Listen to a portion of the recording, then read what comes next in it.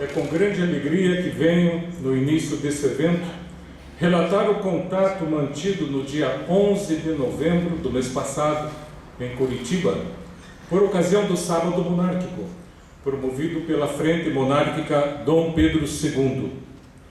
Nessa ocasião, tive a honra de conversar com Sua Alteza Imperial e Real, o Príncipe Dom Bertrand de Orleans e Bragança, em companhia do Sr. Bruno Henrique Sanchez.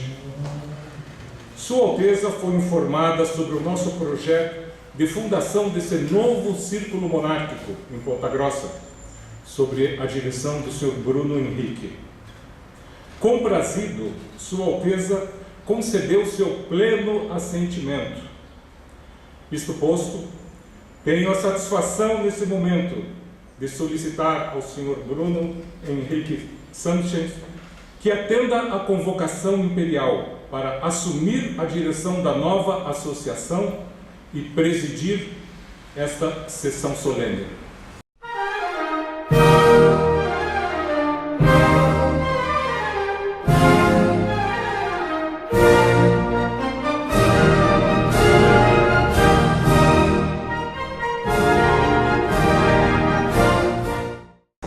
Boa noite a todos. É uma grande alegria estar aqui hoje para a fundação do Círculo Monárquico Dom Pedro I. Quero apresentar agora os membros que comporão a diretoria do Círculo Monárquico Dom Pedro I. A composição da diretoria é a seguinte: Bruno Henrique Sanchez, eu, para o cargo de chanceler. André Felipe Paes Valenga, para o cargo de vice-chanceler. Lucian e Paulo Jarros, para o cargo de tesoureiro. E como diretores jurídicos, Wellington Faquin Taques Fonseca e André Fernando Faleiro Garcia. O Círculo Monárquico Dom Pedro I de Ponta Grossa conta também com um conselho com pessoas proeminentes e experientes na monarquia. O conselho da associação será composto pelo Dr. Paulo Roberto Hilgenberg, Dr. Paulo Roycin Jr., Dr. Wellington Faquin Taques Fonseca e Dr. André Fernando Faleiro Garcia e o Sr. Leandro Trece. Agora convido para que se junte à mesa principal o Dr. Heitor França, o Dr. Mozart Heitor França, presidente da Frente Monárquica Dom Pedro II de Curitiba. Por favor.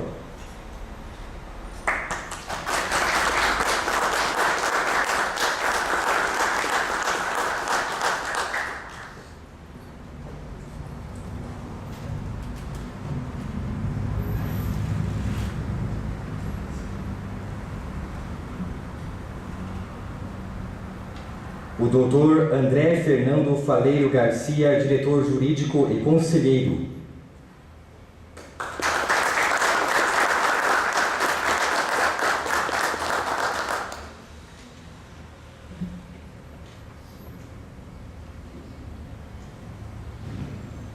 Os diretores: André Felipe Paes Valenga.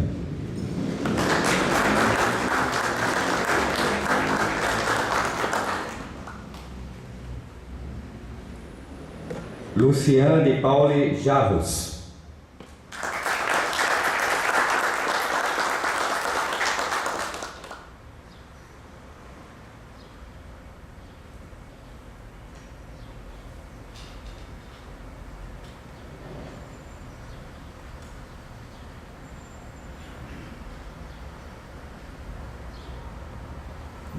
Agora vamos ouvir o hino da independência do Brasil, escrito por quem é homenageado essa noite, Dom Pedro I. Por favor.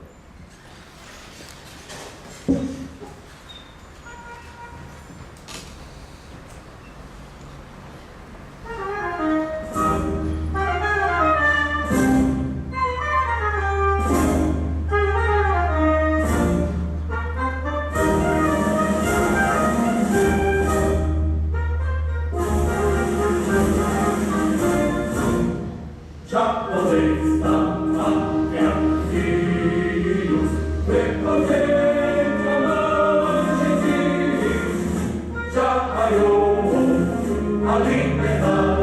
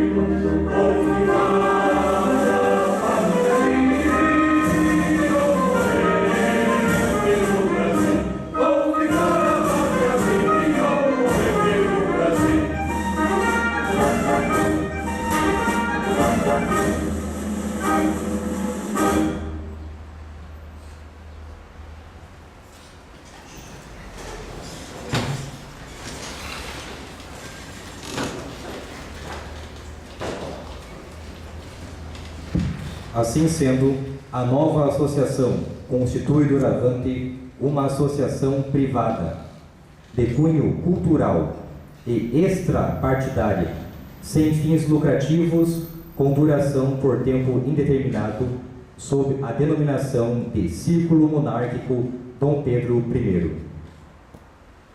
Dispenso a leitura dos estatutos sociais que serão anexados a esta ata, por já ser ciência dos membros diretores desta fundação.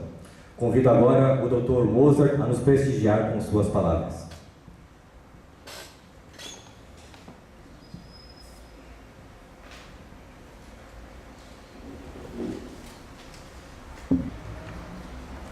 Prezado Bruno Henrique, chanceler do Círculo Monárquico Dom Pedro I, da cidade de Ponta Grossa, ilustre mesa já nominada,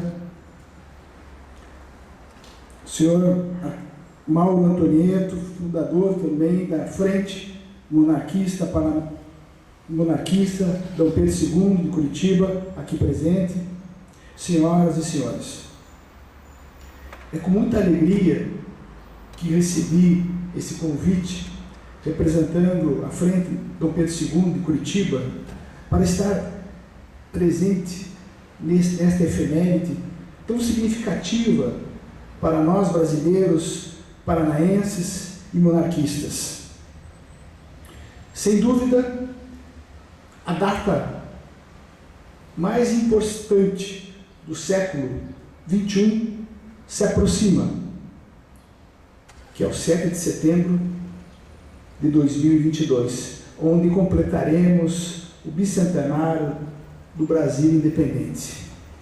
Graças à iniciativa, graças à participação direta de Dom Pedro I e Dona Leopoldina, que realizaram e nos deram a soberania, que é o maior patrimônio dos brasileiros.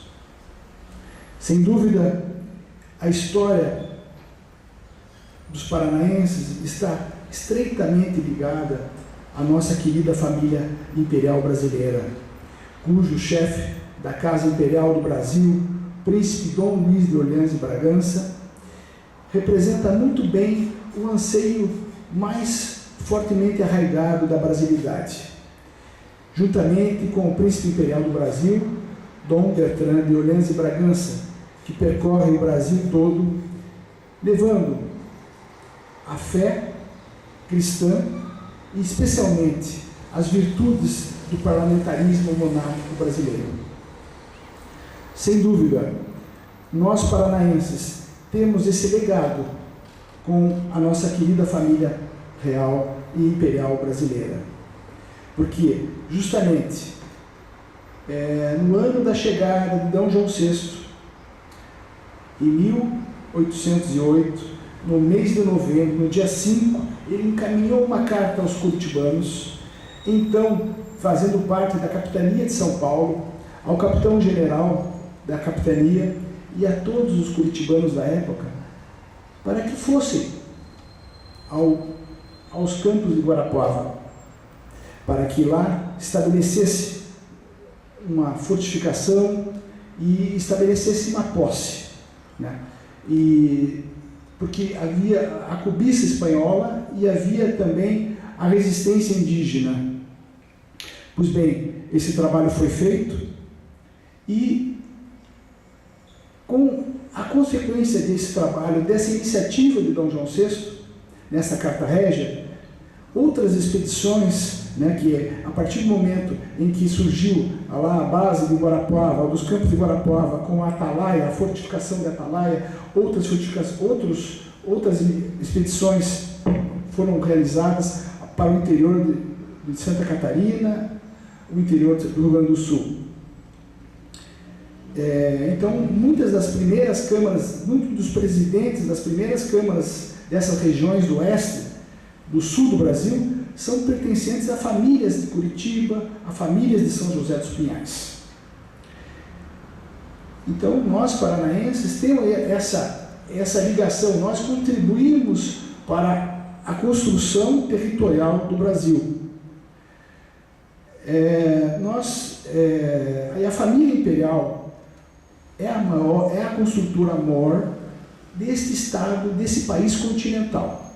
Porque as iniciativas de D. João VI, de D. Pedro I, de D. Pedro II, para a consolidação desse território, graças à sabedoria militar lusa, graças ao sistema político monárquico que garantiu a unidade do Brasil, mas especialmente a nossa família imperial que proporcionou esse cuidado, esse zelo com a posse e com a construção.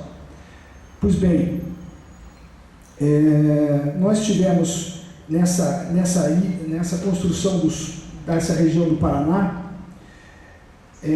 como continuou, né, além depois com D. João VI, dessa Carta Régia, continuou com a D. Pedro I, com a primeira colonização aqui no estado foi às margens do Rio Negro, em 1829, com D. Pedro I, que leva o nome do Circo Monárquico de Ponta Grossa. Mas não foi só isso, né?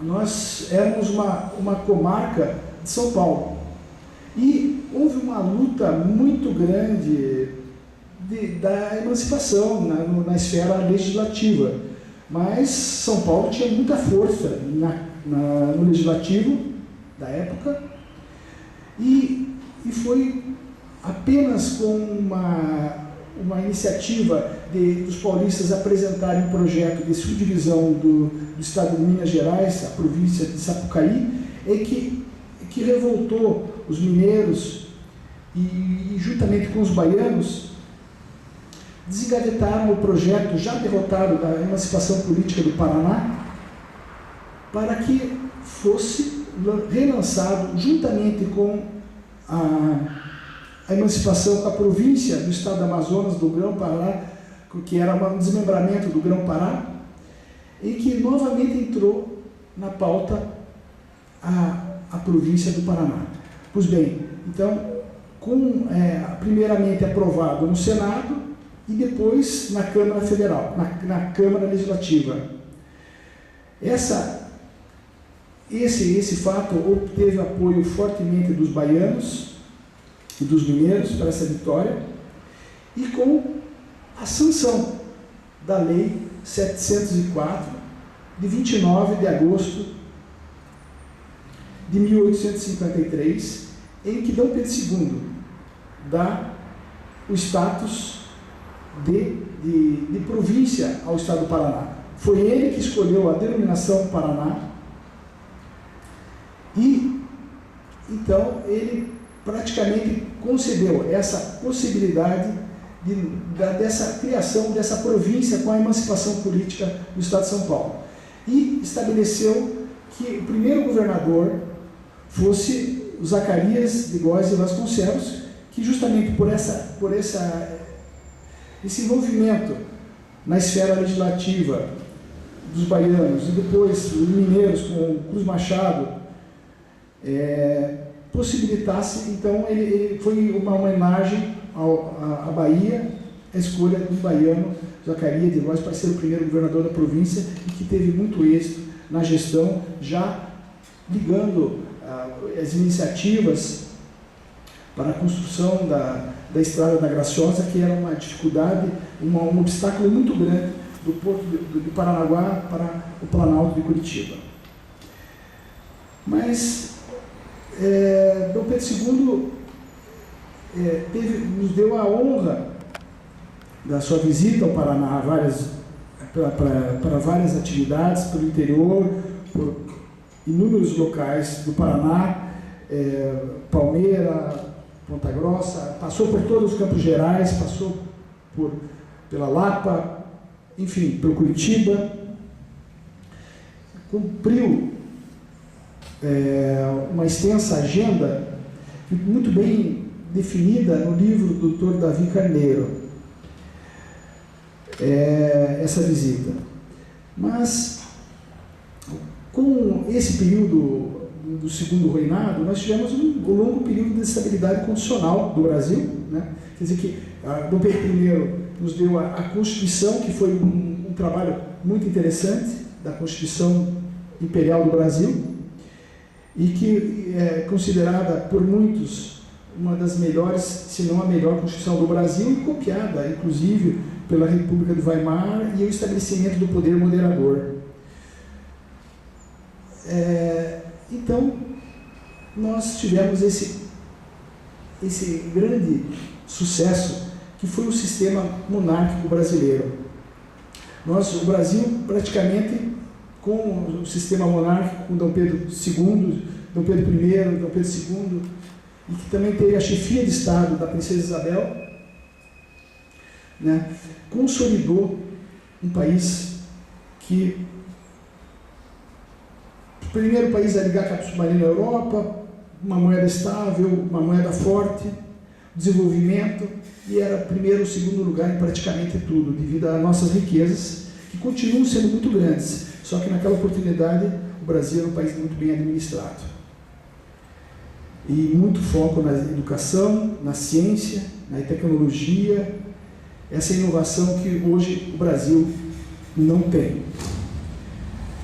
Mas todo esse processo todo relacionado ao Paraná deu os frutos lá na frente, mesmo até depois na República, com a disputa da questão de Palmas, etc., em que, graças à iniciativa de Dom João VI, nós tivemos a vitória contra a Argentina, em que praticamente estava em jogo todo um território muito grande, que era equivalente ao território da Bélgica. Pois bem, então cabe a cumprimentar aqui o Círculo Monárquico, representado pelo senhor Bruno Henrique, a essa brilhante iniciativa de manter vivo e de manter atuante esse ativismo monárquico na cidade de Ponta Grossa, uma cidade que contribui para o desenvolvimento do Paraná, que é uma das cidades inigualáveis em capacidade de produção, tanto na agricultura, tanto na indústria, tanto na prestação de serviços, um potencial enorme. Sem dúvida, o fato de nós podermos estar aqui representando o verde e amarelo, que essa bandeira, que é a nossa bandeira do Brasil, a verdadeira bandeira do Brasil, que é uma monarquia que estabeleceu-se uma monarquia cristã, que o verde da Casa Real dos Bragança e o amarelo da família da Dona Leopoldina dos Habsburgo, não aquele verde amarelo que aprendemos na escola, verde das matas, amarelo do ouro, não.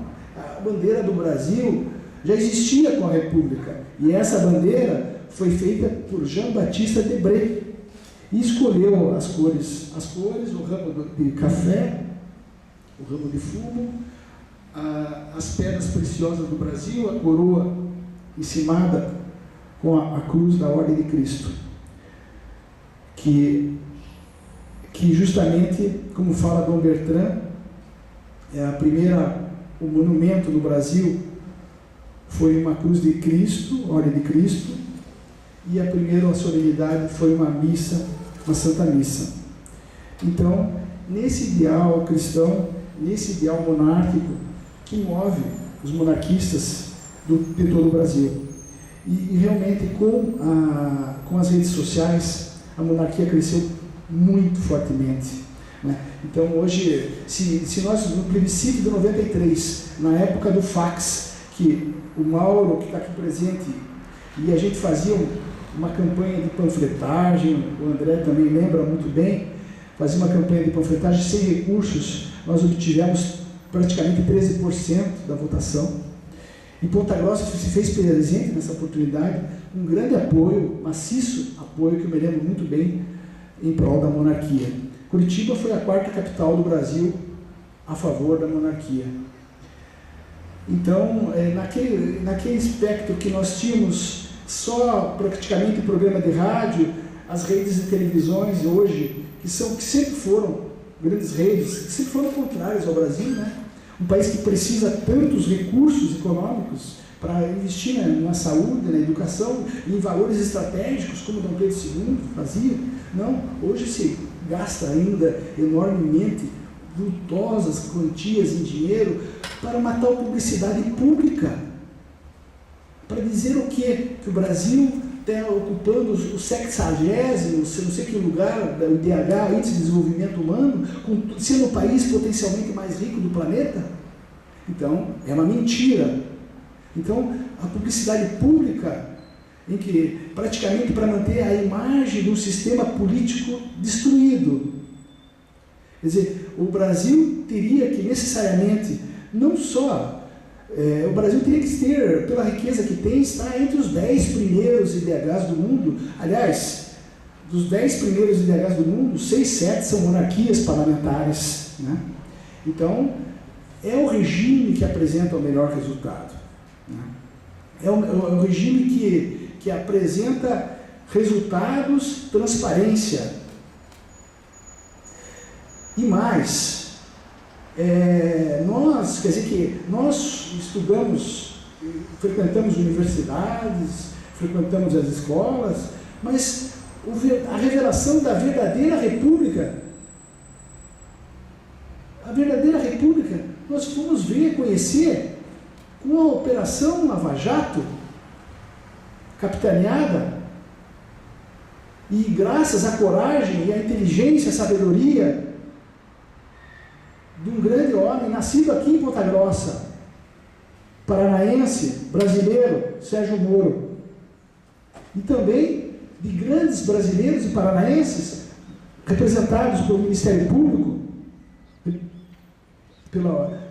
justamente pela força-tarefa da Lava Jato, capitaneada pelo Dr. Deltan Dallagnol, e com a forte participação da Polícia Federal. Os historiadores daqui a 30, 50 anos vão ver os processos, vão analisar o processo para entender como é que funcionava a República. Aquilo que no plebiscito de 93 nós falávamos, que Rui Barbosa dizia que enquanto no parlamento, na monarquia, o parlamento era uma escola de estadistas, na República transformou-se numa praça de negócios, a Lava Jato veio demonstrar o que é a República. As negociatas, a operação em que se nomeia fulanos e ciclanos para justamente não por idealismo, para que seja melhor para o Brasil, para defender negociatas e financiamentos e enriquecimentos de políticos e homens públicos da República. Então, nós estamos numa fase em que de transição, de uma certa transição, de reconhecimento de todo esse panorama que muitos de nós não conhecíamos, a riqueza de detalhes desse balcão espúrio republicano. Nós devemos ter fé que esse ato de hoje repercuta, porque os monarquistas, a família imperial brasileira, a sua participação em todos os lugares, nas palestras de Dom Luiz, de Dom Bertrand, de Dom Antônio, eles conseguem influenciar pessoas, eles sabem que o verdadeiro Brasil é o Brasil dos fundadores do Brasil, não o Brasil dessa república que veio, que alterou a nossa bandeira, colocou um lema positivista e anticristão, porque o positivismo é anticristão, ordem e progresso, né? Então, senhoras e senhores, nós temos muito que nos orgulhar de nossa história. E mesmo que o sistema, enquanto perdure a República, a presença monarquista, ela é reconhecida. Foi reconhecida agora em São Paulo, no estado de São Paulo. Elegemos um sobrinho de Dom Bertrand, Dom Luiz Felipe de Orleans e Bragança, foi eleito pelo que ele representa e pelo seu conhecimento também. Aqui no Paraná, pessoas também, se dizendo monarquistas, foram eleitas para a Câmara Federal. Eu sei que é poucas pessoas de bem estão entrando na política, mas estão conseguindo sucesso. E muitos vão entrar mais, e nós precisamos de mais brasileiros com esse sentimento de amor, de fé e temência a Deus, que possam ocupar os lugares maiores da nação brasileira. Não deixar que bandidos, pessoas que não estão comprometidas com ninguém, que fazem o papel de artista, como os artistas da Rede Globo, e que enganam o povo brasileiro. A expressão exposta nos meios de comunicação, nas redes sociais, ele tem sido fabuloso, porque consegue que uma pessoa que com poucos segundos na televisão consiga ser presidente, como aconteceu agora. Isso é uma coisa que nós temos que louvar, porque isso pode, a informação, o conhecimento, que antes era praticamente desconhecida, em poucos segundos consegue tornar realidade e enfrentar situações absolutamente adversas. Então, nesse clima, falta reverenciar a figura da princesa Isabel, também muito importante para a nossa história, que tem muita ligação até com o Paraná, porque após a Guerra do Paraguai, quem assinou o tratado com o delineamento, com a parte territorial, com a República do Paraguai, foi a princesa Isabel. E ela assumiu o posto do Brasil e realizou essa lei, a Lei Áurea, que foi aprovada no parlamento e que apenas o Partido Republicano votou contrário. E muitos sabiam que a ausência do apoio dos proprietários rurais, das fazendas, que poderia realmente sacrificar a monarquia, como aconteceu um ano depois. E isso, ela foi arguída com essa situação, de que poderiam perder o trono com essa lei. E ela respondeu: 1000 tronos houvesse, 1000 tronos eu ofereceria para libertar os escravos do Brasil. Então, eu gostaria de cumprimentar mais uma vez os pontagrossenses, aqui representados pelo Círculo Monárquico Dom Pedro I, na figura do seu Bruno Henrique, dizer que é para mim uma grande honra poder participar dessa solenidade de fundação do Círculo Monárquico e desejar grande sucesso, né? Nós usamos os meios da época, os rádios, os meios de comunicação tradicionais, os jornais, etc. E o Círculo Dom Pedro I poderá utilizar ferramentas de grande comunicação de massa para enfrentar, para demonstrar que a República não apresenta resultados. Os resultados da República são um fracasso. Tanto que é um fracasso que precisam distribuir milhões de Bolsa Família, um país que tem as riquezas que nós temos.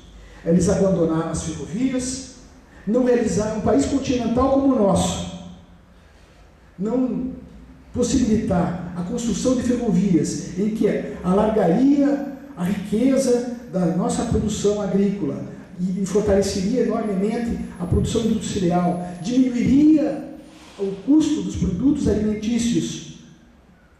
Não, a República fez um conchave com a indústria automobilística internacional para que estabelecesse rodovias, que é um preço absurdamente mais caro e que gera prejuízos de vidas e morosidade e custos de apólice de seguro e custos de previdência social, porque muitas das vidas que são ceifadas nessas rodovias com transporte de cargas acabam redundando lá na frente com gastos extraordinários na previdência social. Então, a República Brasileira, infelizmente, não adota princípios e valores de real interesse na defesa do Brasil. É isso, senhores. Desejo sucesso, grande sucesso ao Círculo Monárquico Dom Pedro I, a todos os pontagrossenses, a toda a diretoria aqui reunida, para que possam clamar em bom som: viva o Brasil, viva a nossa querida família imperial brasileira, viva os jovens que estão aqui representados para a construção de uma grande nação. Muito obrigado.